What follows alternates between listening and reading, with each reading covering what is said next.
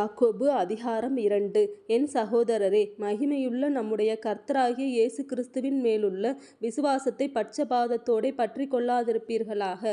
ஏனெனில் பொன் மோதிரமும் மினுக்குள்ள வஸ்திரமும் தரித்திருக்கிற ஒரு மனுஷனும் கந்தையான வஸ்திரம் தரித்திருக்கிற ஒரு தரித்திரனும் உங்கள் ஆலயத்தில் வரும்போது, மினுக்குள்ள வஸ்திரம் தரித்தவனை கண்ணோக்கி, நீர் இந்த நல்ல இடத்தில் உட்காரும் என்றும், தரித்திரனை பார்த்து, நீ அங்கே நில்லு, அல்லது இங்கே என் பாத படியண்டையிலே உட்காரு என்றும் நீங்கள் சொன்னால், உங்களுக்குள்ளே பேதகம் பண்ணி தகாத சிந்தனைகளோடே நிதானிக்கிறவர்களாயிருப்பீர்கள் அல்லவா? என் பிரியமான சகோதரரே, கேளுங்கள். தேவன் இவ்வுலகத்தின் தரித்திரரை விசுவாசத்தில் ஐஸ்வர்யவான்களாகவும் தம்மிடத்தில் அன்பு கூறுகிறவர்களுக்கு தாம் வாக்குத்தத்தம் பண்ணின ராஜ்யத்தை சுதந்தரிக்கிறவர்களாகவும் தெரிந்து கொள்ளவில்லையா? நீங்களோ தரித்திரரை கனவீனம் பண்ணுகிறீர்கள். ஐஸ்வர்யவான்கள் அல்லவோ உங்களை ஒடுக்குகிறார்கள். அவர்கள் அல்லவோ உங்களை நியாயாசனங்களுக்கு முன்பாக இழுக்கிறார்கள். உங்களுக்கு தரிக்கப்பட்ட நல்ல நாமத்தை அவர்கள் அல்லவோ தூசிக்கிறார்கள். உன்னிடத்தில் நீ அன்பு கூறுகிறது போல பிறனிடத்திலும் அன்பு கூர்வாயாக என்று வேதவாக்கியம் சொல்லுகிற ராஜரீக பிரமாணத்தை நீங்கள் நிறைவேற்றினால் நன்மை செய்வீர்கள். பட்சபாதம் உள்ளவர்களாயிருப்பீர்களானால் பாவம் செய்து மீறினவர்கள் என்று நியாயப்பிரமாணத்தால் தீர்க்கப்படுவீர்கள். எப்படியெனில், ஒருவன் நியாயப்பிரமாணம் முழுவதையும் கைக்கொண்டிருந்தும் ஒன்றிலே தவறினால் எல்லாவற்றிலும் குற்றவாளியாயிருப்பான். ஏனென்றால், விபச்சாரம் செய்யாதிருப்பாயாக என்று சொன்னவர் கொலை செய்யாதிருப்பாயாக என்றும் சொன்னார்.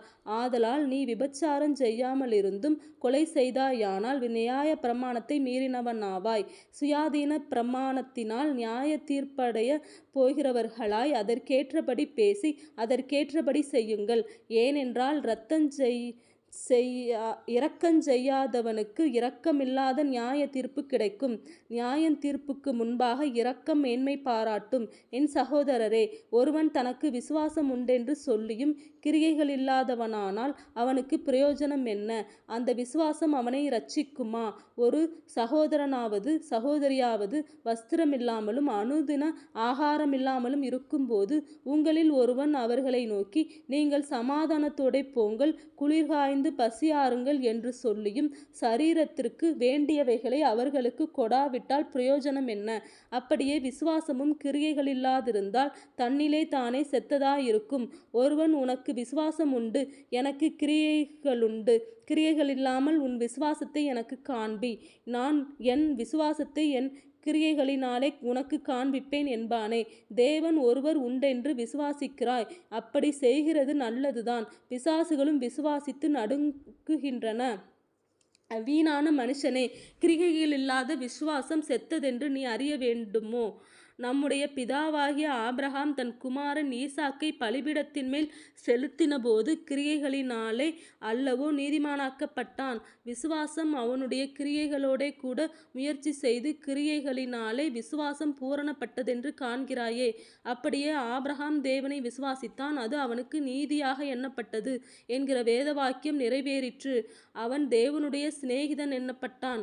ஆதலால் மனுஷன் விசுவாசத்தினாலே மாத்திரமல்ல கிரியைகளினாலேயும் நீதிமானாக்கப்படுகிறான் என்று நீங்கள் காண்கிறீர்களே.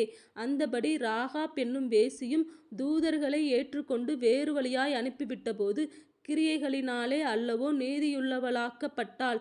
அப்படியே ஆவியில்லாத சரீரம் செத்ததாயிருக்கிறது போல கிரியைகளில்லாத விசுவாசமும் செத்ததாயிருக்கிறது.